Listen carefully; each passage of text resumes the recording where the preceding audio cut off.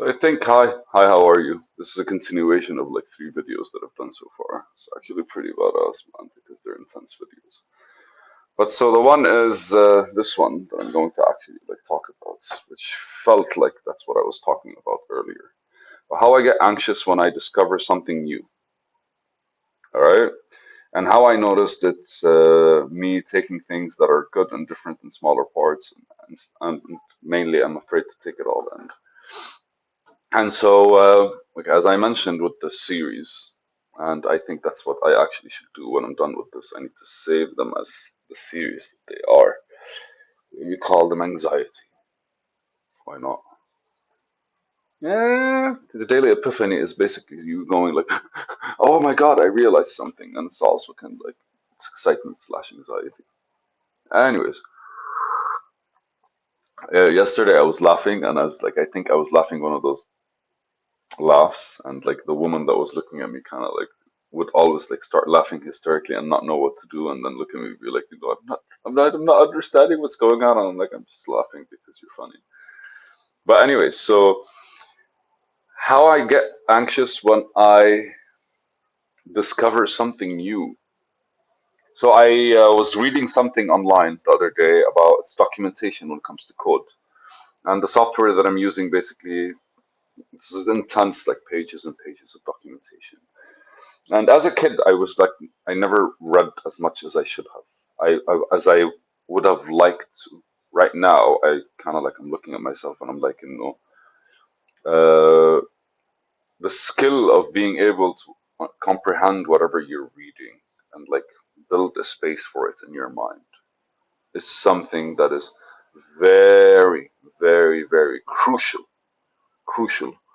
for information like absorption. Now, again, there's also the skill of looking and seeing what's going on and distinguishing what's happening. But, like, the reality is, most of the world in the future is built on concepts, and people kind of have to explain what they're trying to do and how they're trying to do it. So, what happens was when I'm reading the actual like documentation or when I'm reading something and I'm trying to understand it, the more I understand, the more I'm comfortable with it, the more my mind has its connections and networks to it. That's an exhaustive process, very exhaustive process. And there's a lot like there's for me there's like a philosophical difference between like forcing yourself to know something and building something in order for you to understand it and be able to absorb it faster. But for a lot of people, I don't know, pressure maybe works for them, or maybe pressure gives them something enough for them to be able to kind of like build on top of. I don't really think it's sustainable because the idea of actually building on top of some solid base and framework, especially a mental framework, is much needed for you to kind of like be able to grow faster, better, and evolve faster and better. And the way it seems like it's people kind of like have to consistently be pushing themselves for 3, 4, 5, 6, 7 years before they finally have that click. And when they have that click, then suddenly they're like, right, because like everything they did more in an absent-minded way without their direct like intention being there because of the pressure and the forcing and the mind actually having to adapt into something different. But for me, I realized that, and the reason I'm mentioning that is because, like, I would rather. And that was my philosophy from the beginning. Like for me, I was like, I want to understand what I'm trying to do before I do it. And the more I understand what I'm trying to do, and the more I find myself understanding what I'm trying to do, I'll be able to kind of like build on top of it. And it's funny because like a lot of people can kind of like say they read the documentation and they understand it, and that's true, but they already have the mental framework to understand how everything is explained and what's being transferred and everything like this. And that is a heavy skill in order to learn. But anyways, so for me, I personally kind of like have this whole fight with growth, and it's like a battle. It's like a more like tip taps, like my turn, your turn, my turn, your turn. So my energetic self kind of like every time it discovers something, instead of kind of like involving itself a bit more into it, and that's what I've been trying to push myself, push. That's what I'm trying to kind of like engage with myself on over the past like couple of months. Was like when I actually like discover something, the first thing I should do is kind of like take a step back, but stay seated in my place. And then after that, I actually try to continue what I'm trying to do, what I'm figuring out, and find a way to completely like finish the loop as fast as possible and actually build the whole, huh. But the thing is, my reactions to these kinds of things are amazing because like my mind literally goes like, oh my God, this is happening. I need to go get some water. And then I stand up and I fuck off and I'm like, what the hell's going on? And then as I'm walking normally, and these days it started happening, and I go like, "Oh my God, I can't believe this! Oh yes, yes, yes, yes, yes!" And I find myself standing up and just like going to do something else. And halfway through, I go like, "Why am I going now? I can wait 5 minutes." And I'm just like very animated way coming back and go like, "Let me finish, let me finish, let me finish." So it's more of a negotiation between me and my mind. It's like, I get it. This has been a pattern of us, and maybe because like when I'm experiencing something new, I'm kind of experiencing this whole like, it's the feeling of excitement. That's something new. That's kind of like being responsively, again, excitement and anxiety are the same feeling. So my response to excitement is has been the same response to anxiety. It's an ADHD response. And I don't really think ADHD is a thing more than it is just like people as we evolved individually in our own lives, as we evolve as the human beings that we are, like as I evolve, I kind of like engaged with the world a certain kind of way that made me have certain reflections in a reflective reactions, which eventually became like these activities. And I'm not trying to get out of it. I'm really trying to kind of like start separating between like, hey man, don't get anxious. This is you getting excited. Getting excited means you want to do more. You want to jump in more. Anxious means you kind of want to get the fuck out of there or do something else. I have no idea. So what happens even with guitar the other day? Like I was doing something and I felt like it was profoundly new and different. And the first thing that I did was I put the guitar down.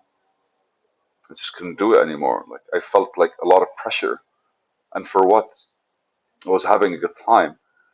And how far back can you actually date this kind of behavior? I have no idea. I think this kind of behavior goes back to when I was biting my nails. Now it's funny because over the past month and a half, I've been biting my nails, but not the same as I used to before. Like it's no longer as intense and oh my God, I have to do it. It's more like, no, why am I doing it kind of thing. And it's beautiful because I feel like I'm actually like, instead of just claiming things, I'm actually going through towards what I would want as an output and slow and steady, I'm kind of getting better at like talking to people, engaging with people, intervening, handling them in my head. Because most of the time, like, if you're talking to somebody and then they go do their thing, and then you go like, "What the fuck? I thought we were cool," and all kinds of shit like this kind of like comes back and forth. It's weird, man. It's really just, I don't know, it's just the interaction with the world. Sometimes there's a lot of details that you don't really care for. Just like do whatever you want to do. And I think that's what ADHDers kind of like have. They kind of look at the world in a much more, the whole world to them is a personal thing, but for them, they're not personal at all, which means like they're in their head more than they are outside of their head. And being able to understand why they see it this way or why the world is actually this way, because I think we're seeing a side of reality that people don't really notice. And the first thing I learned from Ebola was the fact that like, Ebola, all right, so like I don't know if you guys are familiar, but I like went through Ebola. The first thing I learned from Ebola was that no, there's always that kind of something could always go wrong, horribly wrong, man-made or whatever made or nature-made. It's like horribly wrong. You never know, and that kind of is a, and we all kind of live. And I come from Lebanon, and I lived in Liberia, so those are different experiences. But like you an accident could happen. Somebody could lose their shit and start yelling at you in the middle of like a queue or something. Like we all have like this false margin of safety around us that we feel like, "Oh, I'm just gonna go to university," without kind of like considering that I might die that day. So considering you might die that day is probably the heaviest thing you could do. Amor fati, right? Like Stoicism at its finest. Like consider your own death.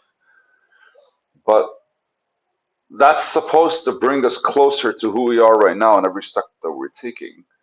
But it doesn't do that, be like, oh, okay, I might die tomorrow or today's, which means, yeah, I get to think of every minute. No, it literally means every single time I didn't think of every minute. I kind of have to, my mind has to adjust that that wasn't the case. And now that I might actually die every day, the things that I have to like, be processing every day are a lot more closer to me. But the day is closer to me. My interactions are closer to me because literally I don't have 30, 40 years. I know I'm going to be living up to like 80 something. I'm gonna keep doing what I'm doing up to like 80 something. Let's just say beyond 80 something. That's the that's the age I want to manifest.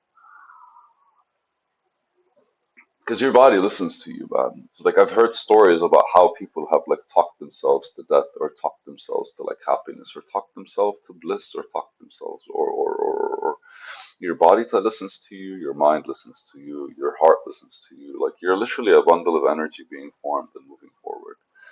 And all these anxiety, fears, and everything should really just be a thing that you learn about through other people. But we all experience them, and we all have to kind of like understand them truthfully through ourselves and allow that experience to take us to the next level.